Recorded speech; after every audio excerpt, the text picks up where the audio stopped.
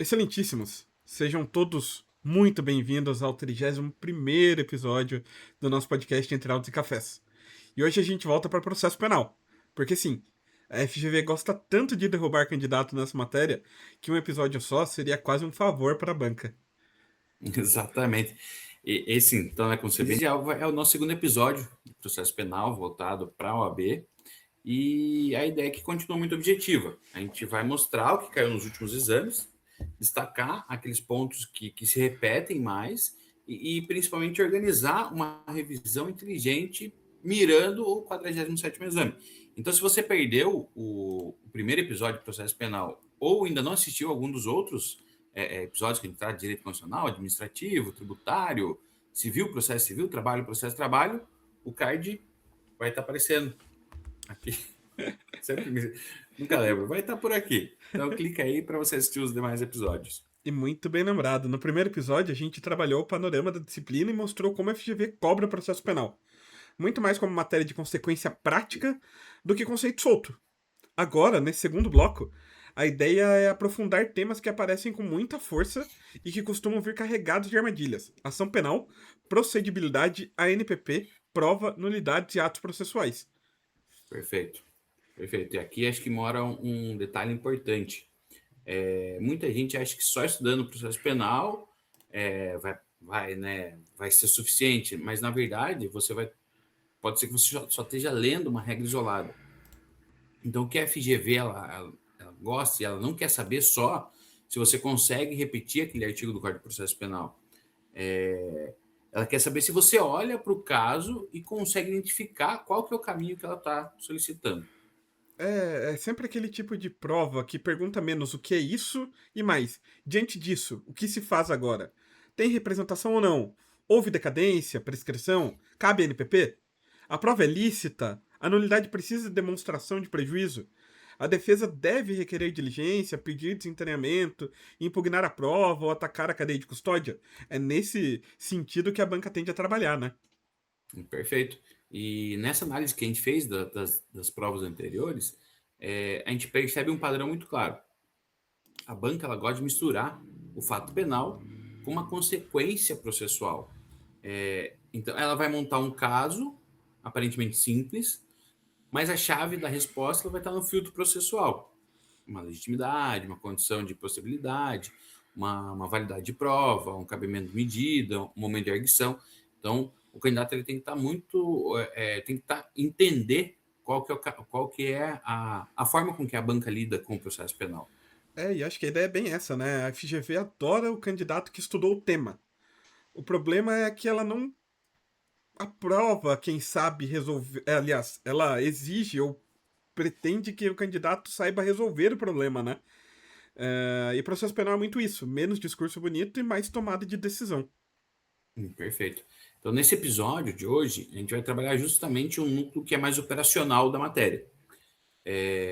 A gente vai passar, então, pela ação penal, por acordo de não persecução penal, prova, nulidade e atos processuais. Então, tudo aquela parte em núcleo que a FGV gosta de cobrar e gosta de trazer pegadinha. E a gente sempre vai olhar para aquele ponto que mais interessa para quem está estudando para a prova, para a OAB. Então, como que a FGV ela gosta de pegar esses detalhes e transformar em pegadinha? Perfeito. Hoje a gente pega esse segundo episódio de processo penal e transforma no mapa de revisão. Porque a ideia não é estudar mais, é estudar com mais precisão. E acho que a gente começa por um bloco que parece simples, mas vive cheio de armadilha: ação penal, procedibilidade e o famoso ANPP, né? Perfeito. Então, vamos dar início aqui à matéria em si. Esse é um bloco que costuma derrubar muita gente, porque ele vai, né, que a gente já falou, ele parece um pouco simples, você lê ali, parece ser simples na teoria, só que na prática ele pode vir cheio de armadilha. Então, a banca vai falar do crime, do ofendido, do prazo, da retratação, do acordo, e o candidato vai precisar enxergar a natureza da ação penal. Exato. Exatamente. Às vezes a pessoa acha que está resolvendo uma questão de parte especial, mas a chave está no procedimento, né? Na procedibilidade.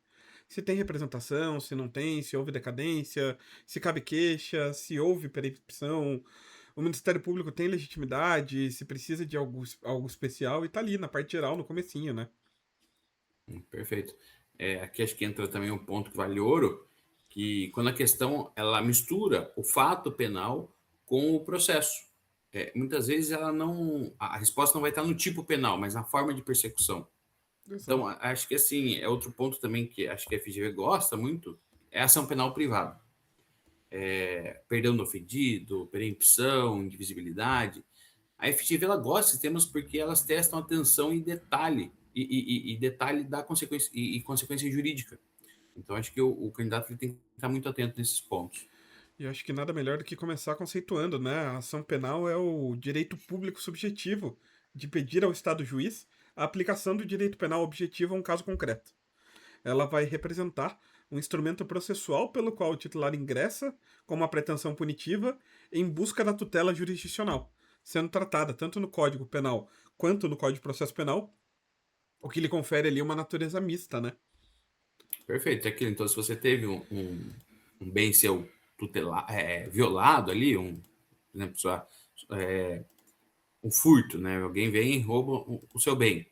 Então, você pode bater lá no judiciário e falar, viu, eu preciso, né? Preciso de De que sejam proteção, né? tomadas medidas cabíveis contra para a proteção do meu bem tutelado, que aqui no caso é meu patrimônio. Então, né? Então é isso que é ação penal. A classificação da ação penal ela vai se mais comum, ela se divide de acordo com a legitimidade ativa. Nós temos então a ação penal pública que pode ser condicionada, incondicionada, e ação penal privada. Né? Então a gente vai falar primeiro da ação penal pública. A ação penal pública é aquele direito subjetivo de pedir ao Estado juiz a aplicação do direito penal, como se já bem disse, objetivo, né? Ou seja, o direito penal em si, a um caso concreto. Conforme a Constituição, lá no artigo 129, inciso 1º, a titularidade de promover essa ação ela é privativa do Ministério Público. E essa peça que vai inaugurar a ação penal é denominada denúncia. Perfeito. E a ação penal pública, ela se subdivide em algumas questões, né? A gente tem a incondicionada, que é a regra geral do ordenamento jurídico brasileiro. Nessa, o Ministério Público atua de ofício, sem depender de qualquer autorização ou condição prévia para oferecer a denúncia. E a condicionada, que a condicionada ainda se subdivide em representação do ofendido e requisição do Ministério da Justiça. E na condicionada, o órgão acusador só pode agir se for preenchida uma condição específica de procedibilidade prevista em lei. Seja a representação do ofendido, que é a manifestação de vontade da vítima ou seu representante legal demonstrando interesse na persecução, seja por requisição do ministro da Justiça, que se traduz ali no ato político e discricionário, né? Aqui sem prazo decadencial, geralmente exigido em crimes contra a honra do presidente da República ou chefes de governo estrangeiro, enquanto na representação do ofendido existe o prazo decadencial de 6 meses, a contar do conhecimento da autoria, e a vítima pode se retratar até o oferecimento da denúncia, né? Perfeito, perfeito. Então aí você falou da ação penal pública incondicionada e condicionada. Os dois, lembrando, vão ser o Ministério Público, que vai ser o representante, né, o polo ativo, e ele vai oferecer através da denúncia, só que na condicionada ele depende, então, dessas condições específicas para poder dar prosseguimento na ação penal. Exato. Existe também uma outra espécie que é a ação penal subsidiária da pública. O que quer dizer isso? Ela vai ocorrer quando o Ministério Público, que ele é o titular ali para entrar com a ação, ele vai permanecer inerte. Ou seja, ele não oferece a denúncia, ele não pede um arquivamento, não solicita nenhuma diligência naquele processo, no prazo legal. Então, nesses casos, a Constituição ela permite que ingresse com uma queixa-crime.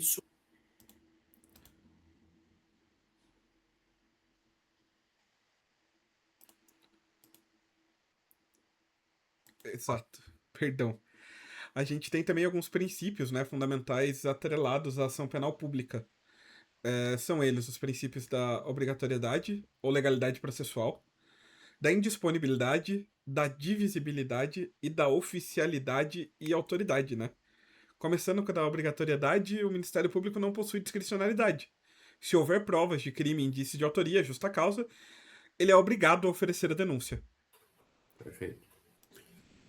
A indisponibilidade, uma vez que ajuizada a ação, o Ministério Público ele não pode desistir da ação nem de recursos que sejam cabíveis, que sejam interpostos.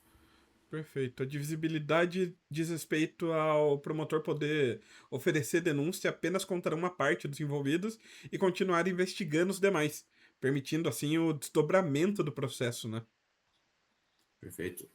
A questão da oficialidade e autoridade significa que a persecução ela é sempre realizada por órgãos ou autoridades públicas oficiais. Então tem que ser membro do Ministério Público. Perfeito. E a gente tem também transcendência, que eu acho que eu não comentei, que a ação penal é pessoal e não pode passar da pessoa do suposto autor do crime. Então aqui é a pessoalidade mesmo trazida constitucionalmente, né?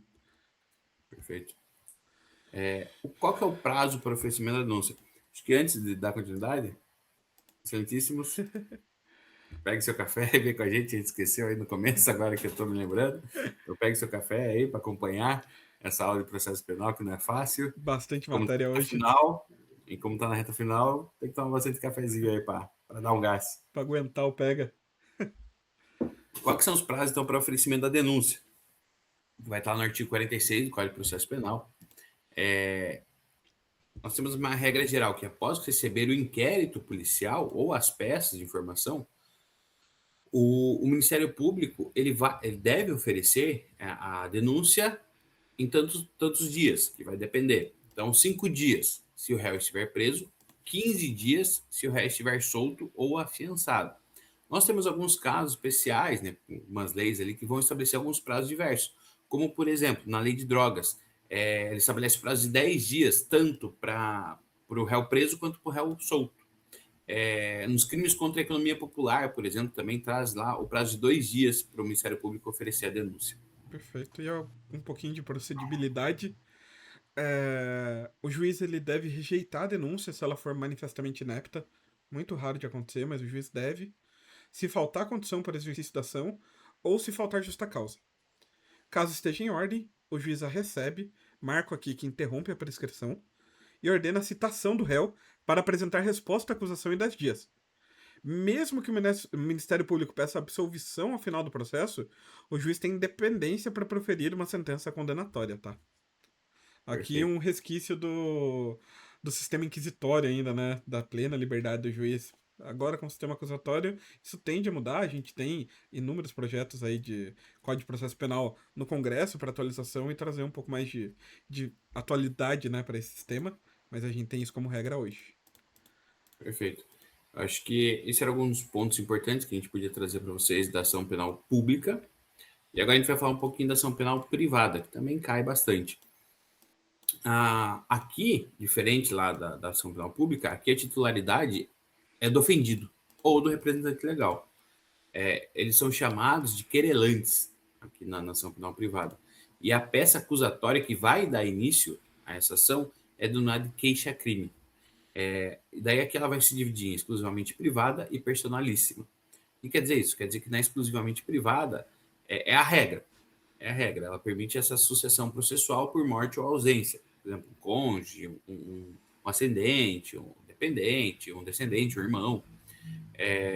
Já a personalíssima, ela só vai poder ser usada pelo próprio ofendido, sendo vedada essa sucessão processual.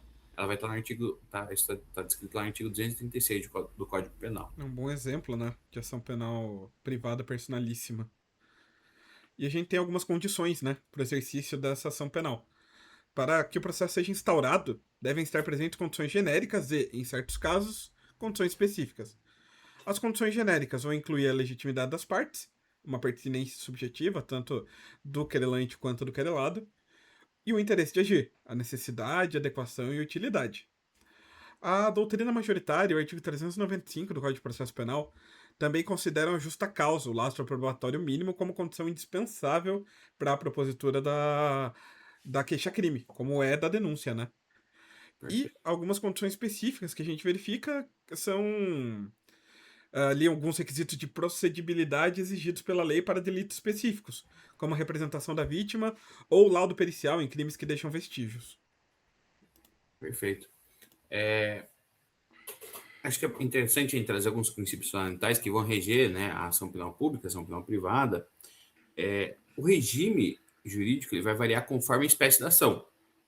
Então, por exemplo, se for uma ação pública, ela vai ser regida pelos princípios da oficiosidade, que é aquele dever de agir de ofício do Ministério Público, da obrigatoriedade, o Ministério Público ele não pode dispor da ação se houver provas. É lógico, se não houver provas, ele vai poder pedir o arquivamento, mas se tiver provas, ele não pode dispor da ação. Da indisponibilidade, quer dizer que o Ministério Público ele não pode desistir da ação que já foi proposta. Já na ação privada, nós temos os princípios da oportunidade ou conveniência, quer dizer que a vítima ela decide se vai processar ou não, porque ela que tem que dar início a esse processo. Nós temos o princípio da disponibilidade, pode haver um perdão ou uma desistência da ação, e também aqui vigora o princípio da indivisibilidade, que se processar um autor, ele deve processar todos. Eu não posso só mirar em um autor, por exemplo, às vezes foi um crime cometido por mais de uma pessoa, então eu não posso só escolher uma pessoa para processar, vou ter que processar a todos. Perfeito. E a gente tem ali o procedimento inicial.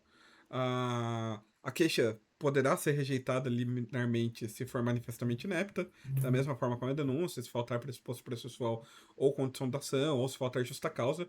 Então é uma possibilidade. A regra, né, a rejeição, havendo a falta de qualquer um desses requisitos, da mesma forma que a denúncia.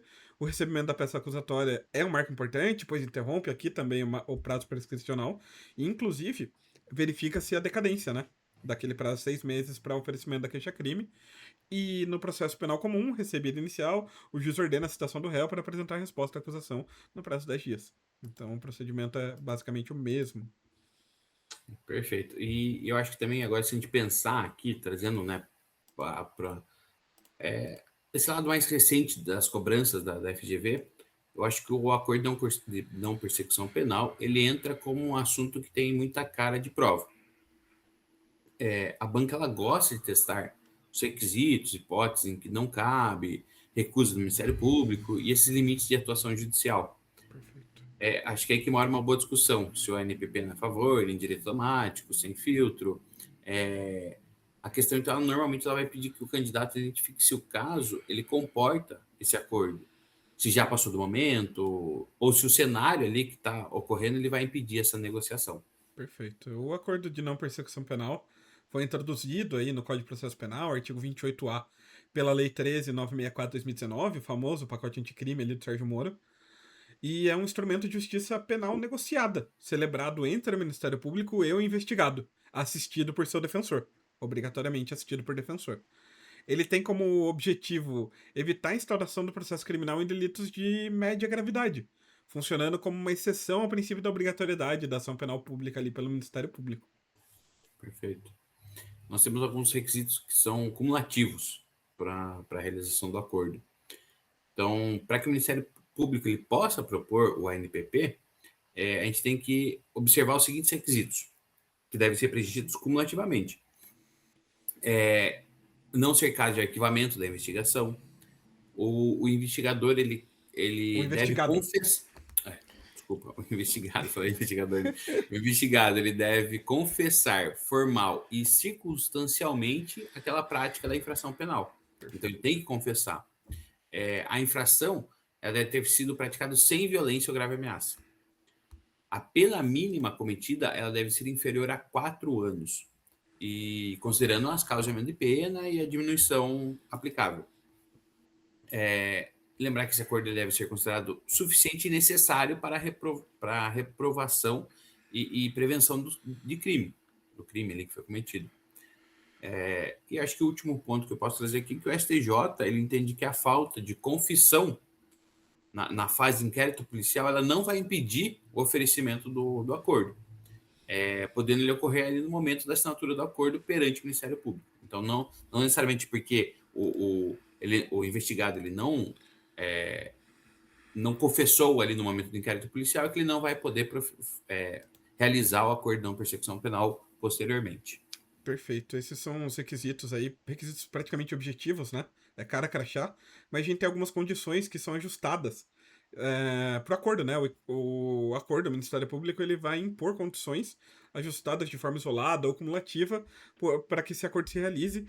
Uma das principais aí presentes é a obrigação de reparar o dano ou restituir a coisa à vítima, salvo impossibilidade de fazê-lo, e aqui a lei é clara, é um requisito objetivo e só se a vítima realmente não tiver condições de reparar esse dano, que o acordo não pode ser impedido por isso, por falta de condições financeiras, mas a regra é a reparação do dano. Ah, o acusado ali que está fazendo o acordo, ele tem que renunciar, pode ser obrigado a renunciar voluntariamente a bens e direitos indicados como instrumentos, produto ou proveito do crime.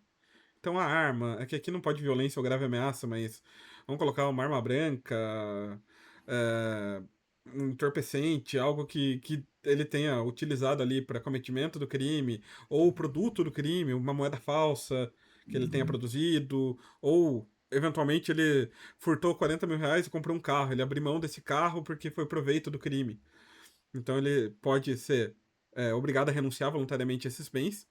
Prestação de serviço à comunidade ou entidades públicas por período correspondente à pena mínima reduzida de 1 a 2 terços.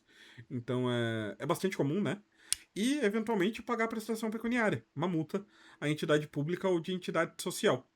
É, essas são as regras gerais, mas ele também pode ter imposto pelo Ministério Público alguma outra condição indicada ali, desde que proporcional e compatível com a infração, né?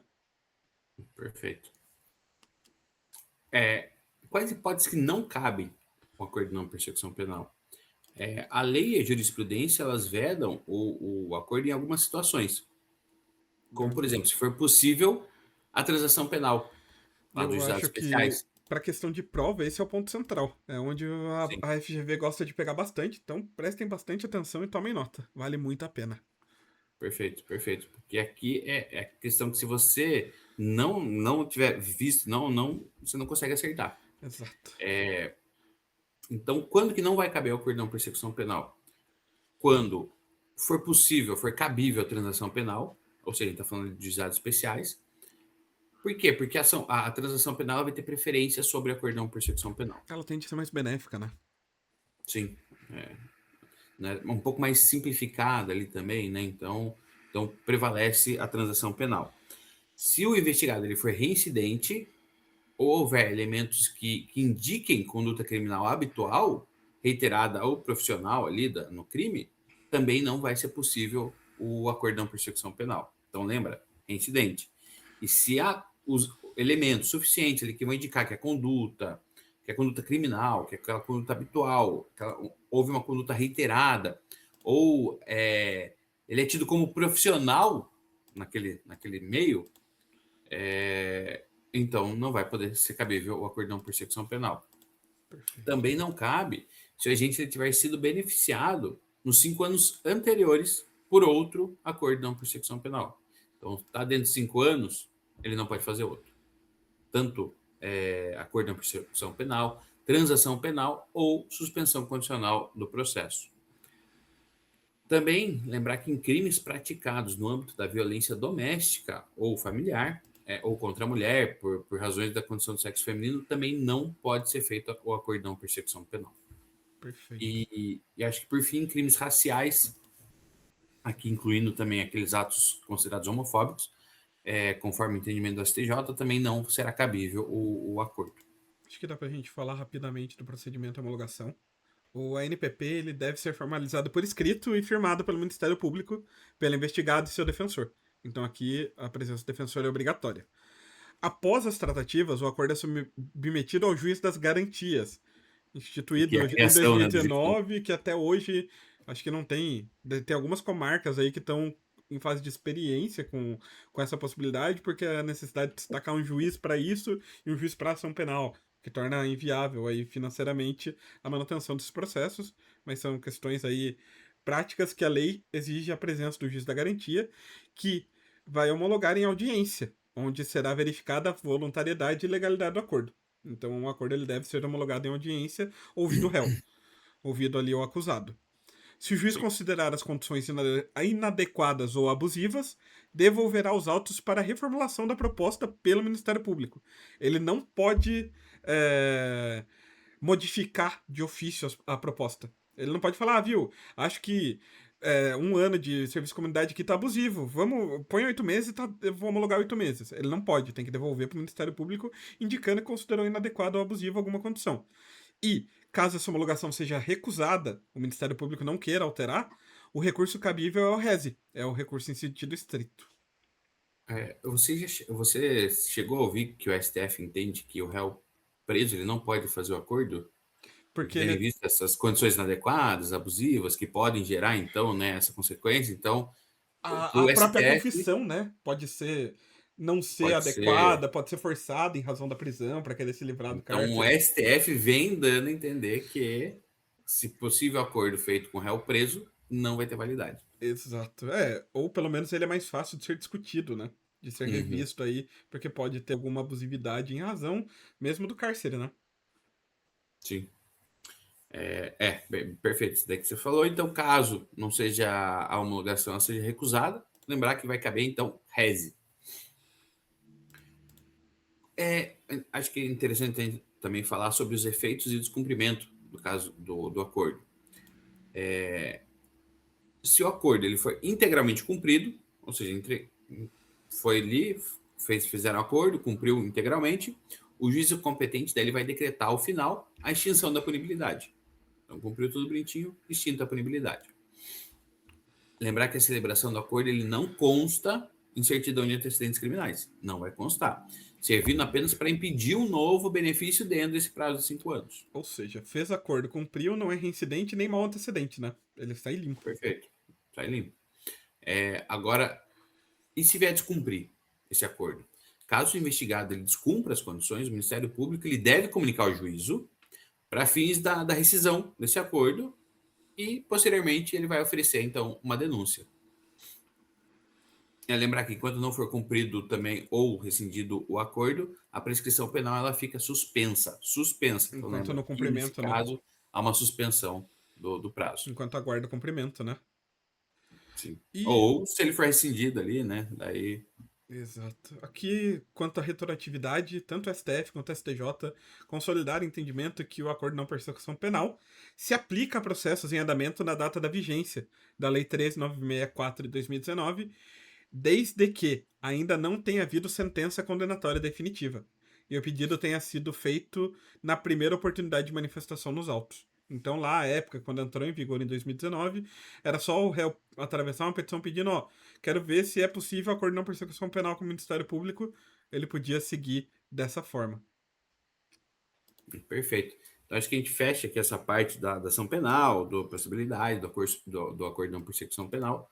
E a gente vai entrar em outro tópico também que a gente viu e que tem caído bastante, que as questões geralmente acabam pegando muito dos candidatos, que é prova, nulidades e os atos processuais. Aqui é aquele bloco que, se você tiver que escolher para estudar, você tem que tratar ele com carinho.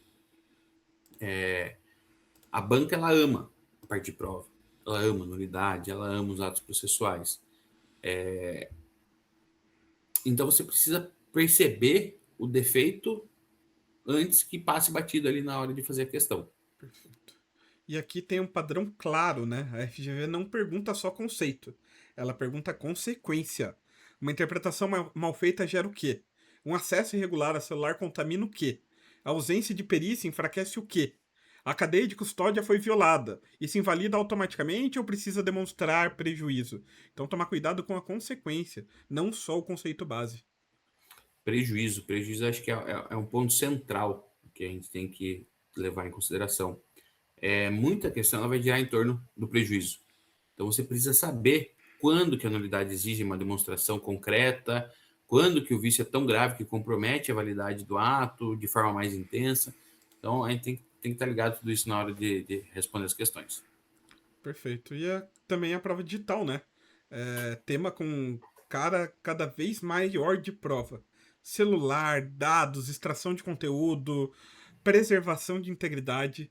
A banca acompanha a realidade e adora testar o candidato em zona de interseção entre tecnologia e garantia processual, em especial em apreensões em delegacia, atitudes aí da polícia militar, acessando informações em celular supostamente permitidas, então acho que é um ponto bem legal para a gente trabalhar aí.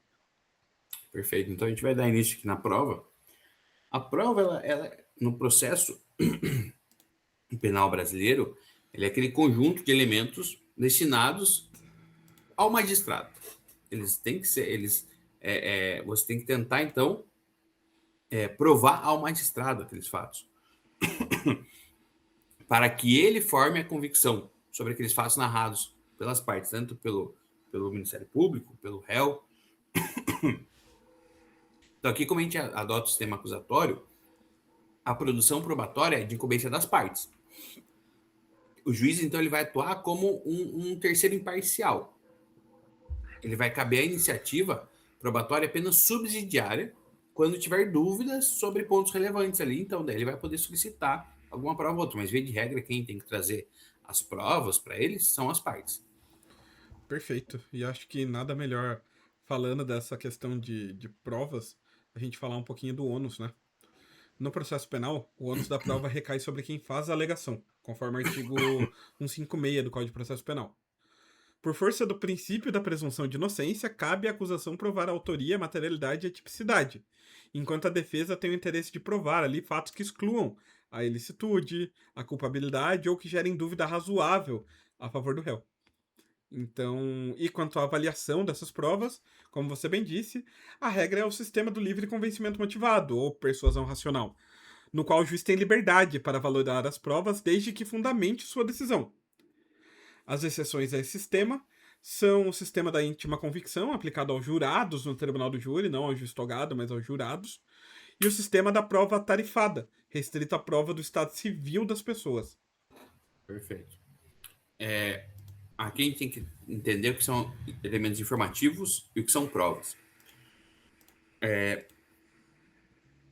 Esses elementos informativos que são colhidos lá na fase do inquérito, sem o crivo do contraditório, eles são considerados, então, elementos informativos para o juiz.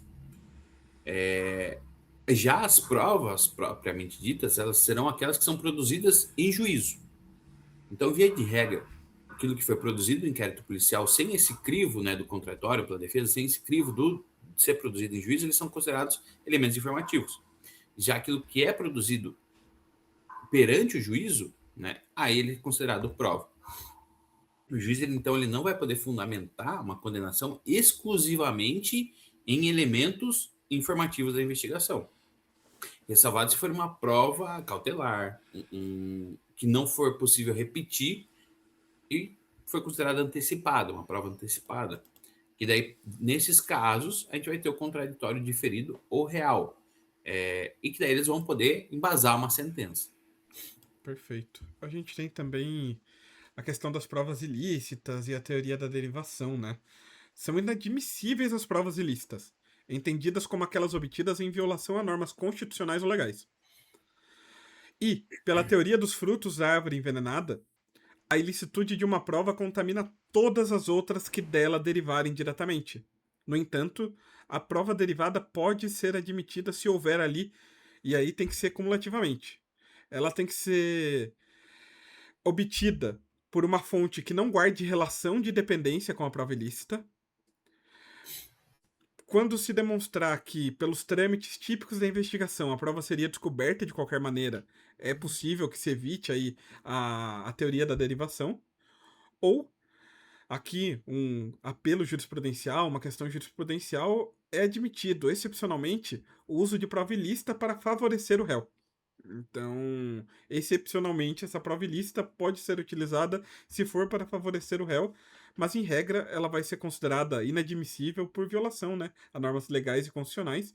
E é legal dar uma estudada com calma na teoria dos frutos da árvore envenenada, essa questão da Sim. teoria da derivação. Cai bastante. Exato. Por exemplo, a polícia teve acesso ao celular do investigado e ali verificou que ele participava de uma organização criminosa.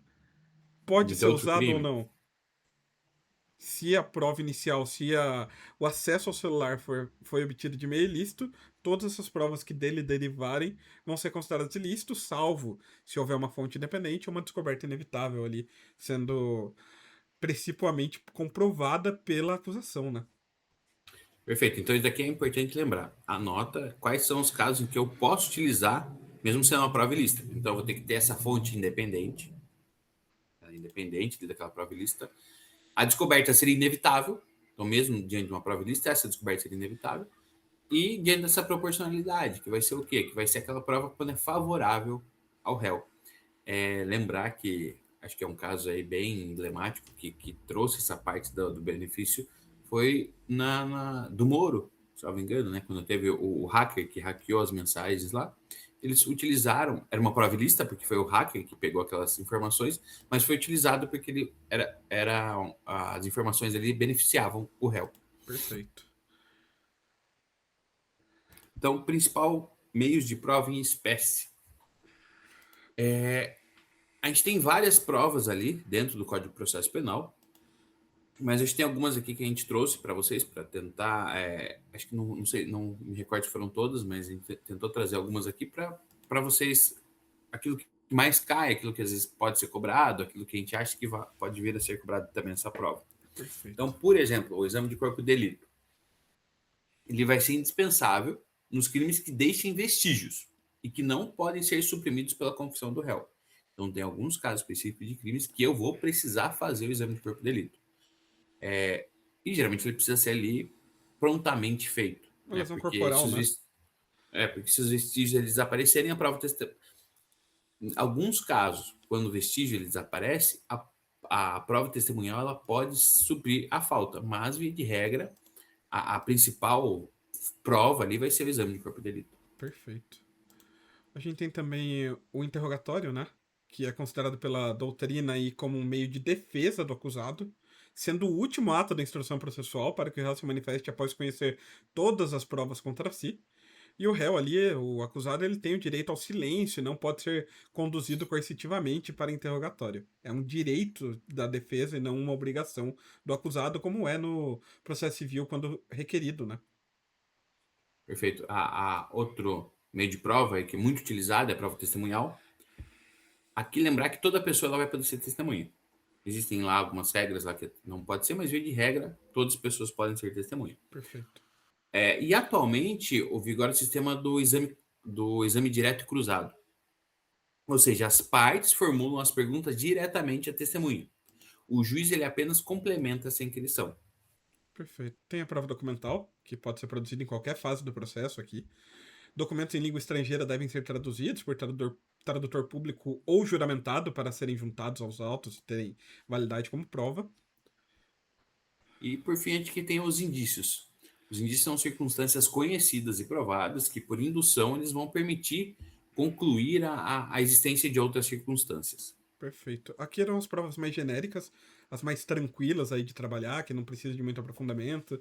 No nosso material de processo civil a gente fala um pouquinho das provas também, então dá uma olhada lá, em processo de trabalho também. Então aqui são provas que têm similaridade com as provas das outras matérias e vamos tratar, acho que um pouquinho das provas muito específicas do processo penal, né? E acho que começar com a clássica interceptação telefônica, acho que é o meio de prova principal aí, que mais tem cara de prova escrita, Sim, prova objetiva, porque a interceptação telefônica é um meio de obtenção de prova de natureza cautelar probatória, que visa manter a integridade do material colhido e evitar ali o seu perecimento, tá? perfeito. Lembrar que a interceptação ela vai depender obrigatoriamente de uma decisão judicial fundamentada. Então, tem que ter decisão judicial fundamentada. Lá nos termos da lei 9.296 de 96. Perfeito. Ela, em regra, é considerada a última rácio da investigação, só devendo ser autorizada se a prova não puder ser feita por outros meios disponíveis, então tem uma questão de subsidiariedade dela com outras provas. Então é diferente lá daqueles filmes lá dos Estados Unidos que o pessoal vai lá e grampeia assim rapidamente ali. Só chegar a Aqui não, grampear. aqui você tem que ter todo um procedimento para poder fazer a interceptação. Por ter uma natureza sigilosa, o contraditório, nesse caso, ele vai ser deferido. Exato. O que quer dizer deferido? Postergado, vai ser lá para frente. Ocorrendo somente, então, após a conclusão da diligência. Justamente para não comprometer a eficácia dessa medida. Perfeito. E acho que Existem algumas vedações, né? Não é possível o deferimento da interceptação conforme consta da lei em denúncias anônimas, isoladas, não são suficientes para fundamentar o pedido de interceptação, exigindo-se diligências preliminares da polícia para confirmar a veracidade das informações antes do deferimento, porque realmente é a quebra de um sigilo telemático que é protegido constitucionalmente, né? Perfeito. Acho que outro ponto também que dá para entrar aqui, bem rapidamente, que já estamos estourando nosso tempo, é o acesso ao celular. O acesso aos dados de aparelhos celulares, eles possuem um regramento distinto. Vai depender da situação.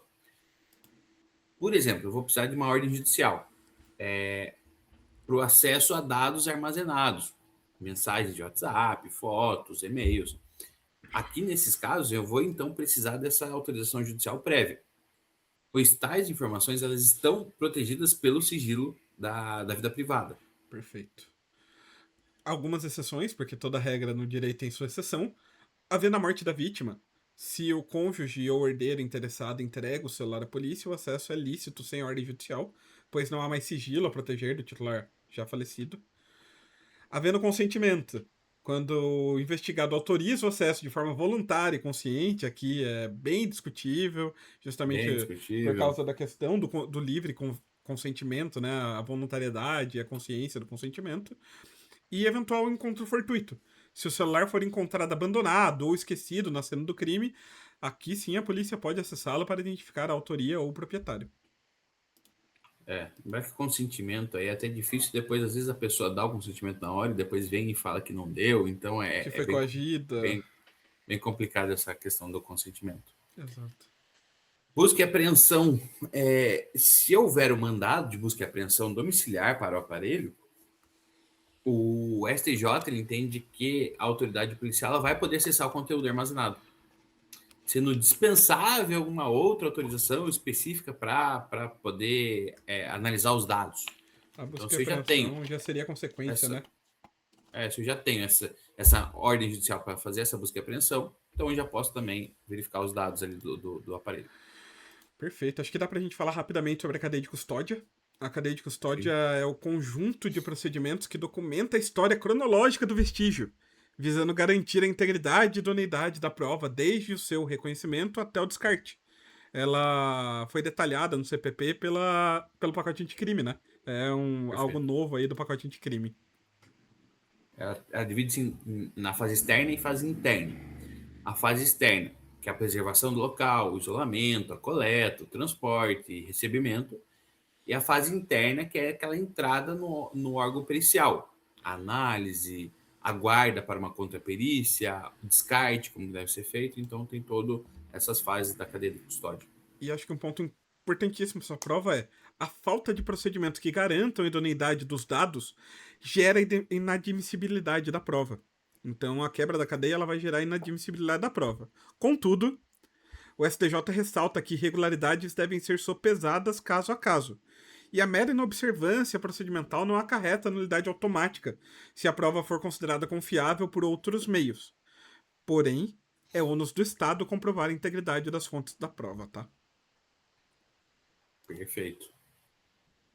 Tava dando uma olhada aqui no roteiro, ainda tem bastante coisa, né? Aham, acho que dá pra gente fechar com a prova digital e vamos ver se a gente consegue licença deles pra falar ou a gente acumula num próximo bloco. Perfeito. A prova digital, ela refere-se a qualquer objeto representativo de fato relevante extraído de meios eletrônicos. Pode ser e-mail, pode ser vídeo, pode ser mensagens digitalizadas. Só que para garantir essa fidelidade, ela recomenda-se uma cópia integral. Aquele ponto, né, quem é da informática, acho que bit a bit. E o uso de algoritmos de hash, né, para ter aquela a confidencialidade, que geram, então, aquela uma assinatura única. Daí serve para detectar qualquer alteração posterior no arquivo. E acho que aqui dois pontos bastante fortes é print de WhatsApp, capturas de tela obtidas por particulares e confirmadas em juízo são válidas, desde que não haja indícios de manipulação. E o espelhamento, o famoso WhatsApp Web, né? O STJ inicialmente considerava ilegal o espelhamento via código QR por analogia à interceptação, porém, em um entendimento mais recente, ali 2023 para cá, admite a medida se houver autorização judicial e observância dos critérios de proporcionalidade e subsidiariedade, assemelhantes à técnica de infiltração virtual de agentes ali. Perfeito. Ficou faltando a gente falar sobre Nulidades. novidades. Você acha que é melhor a gente falar Eu, nesse eu ou... acho que é bom a gente falar, pessoal, e vou pedir licença para vocês pra gente passar uns 10 minutinhos aí a mais do tempo que a gente já passa, porque é um ponto que tem ligação direta com o que a gente tá tratando agora. E fazer essa quebra para um próximo episódio pode ser que perca-se um pouquinho ali do conteúdo, né? Perfeito. Então, vamos começar aqui rapidamente. A fase... Vamos falar sobre o requerer diligência. Como que funciona, então, esse requerer diligências? Nós temos na fase de investigação, a defesa ela vai poder requerer diligências da autoridade policial. Só que aqui o delegado ele vai possuir uma discricionalidade para determinar a realização ou não, podendo indeferir aquelas que ele considerar inúteis, desnecessárias para o andamento do inquérito policial. Contudo, ele não vai poder negar diligências essenciais aos esclarecimentos do fato. Perfeito. O Lembrar MP. que o Ministério Público ele também vai poder requisitar diligências diretamente à polícia que sejam imprescindíveis para o oferecimento da denúncia ou formação da sua opinião de delicti. Perfeito. E quando a gente está falando da fase judicial, ao final da audiência de instrução, as partes, Ministério Público, querelante, assistente e acusado, ou seja, todos ali, podem requerer diligências cuja necessidade tenha surgido de fatos apurados durante a instrução. Artigo 402 ali do Código de Processo Penal. E o juiz também pode determinar diligências de ofício para dirimir dúvidas sobre pontos relevantes ali, mesmo após a instrução processual. Perfeito. Então, aqui lembrar que todas as partes podem, né, solicitar essas diligências. Lá na fase de investigação, geralmente o investigado ele vai poder, mas daí é o delegado que tem essa discricionalidade, e o Ministério Público também ele pode requerer diligências quando forem úteis ali ou necessárias para o seu convencimento. Perfeito. Desentranhamento, como que funciona? Aquelas das provas ilícitas, são aquelas provas obtidas com uma violação ali de normas constitucionais ou legais, elas são inadmissíveis e elas devem ser desentranhadas do processo. Então, ou seja, elas não devem ficar dentro do processo. Então, uma vez preclusa aquela decisão de desentranhamento, a prova ela deve ser inutilizada por decisão judicial. Perfeito. A mesma coisa para o incidente de falsidade, né? Se ficar provada a falsidade de um documento, incidente próprio, ele também será desentranhado e enviado ao Ministério Público. E, da mesma forma, a corrente minoritária defende o desentranhamento do inquérito policial após a pronúncia lá no Tribunal do Júri, para evitar que jurados decidam com base em elementos colhidos sem contraditório. Aqueles elementos que o juiz não pode decidir, mas o jurado, por ser livre, né, o convencimento deles, não precisa ser motivado, é bem mais amplo, eles não serem contaminados por não provas, né, por indícios colhidos ali na fase do inquérito.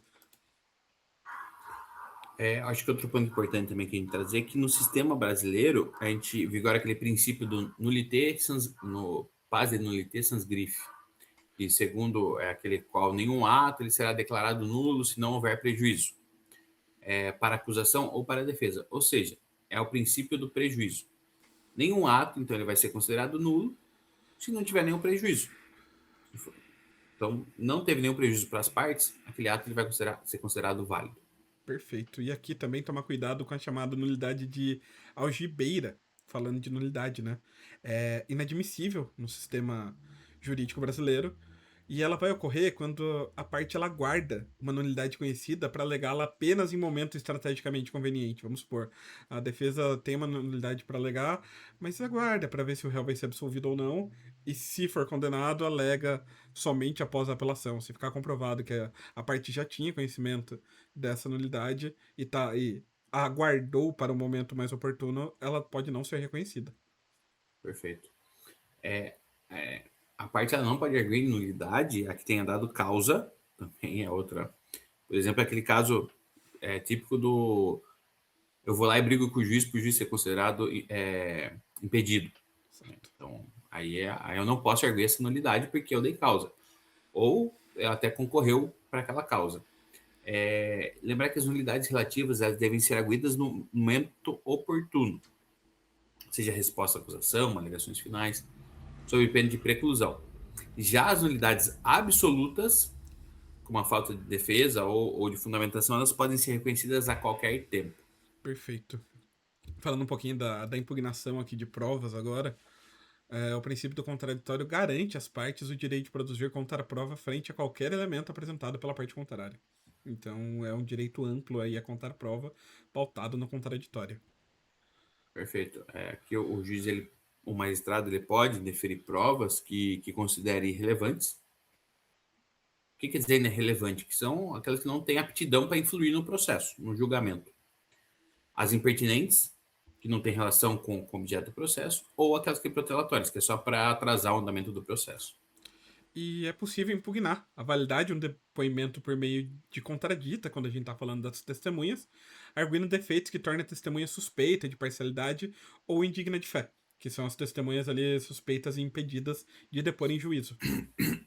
Perfeito. Agora aqui é outro ponto também, que quando a gente fala do tribunal do júri, na sentença de pronúncia, o juiz ele deve se limitar à indicação da materialidade e indícios de autoria, podendo incluir as qualificadoras se houver suporte probatório. Ele não pode entrar ali no mérito, né, nas consequências. Ele vai indicar, limitar a indicação da materialidade e indícios de autoria. Perfeito. E falando das qualificadoras quando da atuação dos tribunais, em grau de recurso, o tribunal pode afastar uma qualificadora se entender que ela não possui amparo nos autos. No entanto, se a decisão dos jurados for manifestamente contrária à prova quanto à qualificadora, o tribunal deve anular o julgamento e submeter o réu a novo júri, não podendo simplesmente retificar a pena, retirando a qualificadora sob pena de violar a soberania dos vereditos, né, presente no júri. Perfeito. Eu posso questionar essa cadeia de custódia? A cadeia de custódia, como a gente já viu lá, é aquele conjunto de procedimentos para documentar a história cronológica de um vestígio, visando garantir uma autenticidade e integridade. Lembrar que é ônus do Estado comprovar a integridade e confiabilidade das fontes de prova apresentadas em juízo. A falta de procedimentos para garantir essa idoneidade dos dados, especialmente quando a gente fala em provas digitais, ela pode resultar, então, na inadmissibilidade das provas. Lembrar aqui que o STJ entende que irregularidades na cadeia de custódia devem ser sopesadas pelo juiz, para aferir se a prova ainda é confiável ou não. Não, então, gerando aqui uma nulidade automática em todos os casos. Perfeito, excelentíssimos. Era o que tínhamos para tratar hoje. Peço rapidamente que curtam esse vídeo, comentem aqui embaixo, dicas, sugestões, ameaças, qualquer coisa que vocês queiram falar aqui com a gente, deixem aqui embaixo, comentem no nosso vídeo, compartilhem com quem está estudando, seja para OAB, seja para concurso. Acredito que a matéria que a gente está trazendo aqui vai ajudar em vários concursos aí, não somente na OAB. E, de minha parte, agradeço o tempo de todos e nos vemos aí no próximo episódio. Perfeito. Acho que não tem muito para dizer, não, só dizer, siga a gente no Instagram, aqui no YouTube e também lá no Spotify. Lembrar que o Spotify está puxando a sua orelha, então sigam a gente lá. Muito obrigado e até o próximo episódio.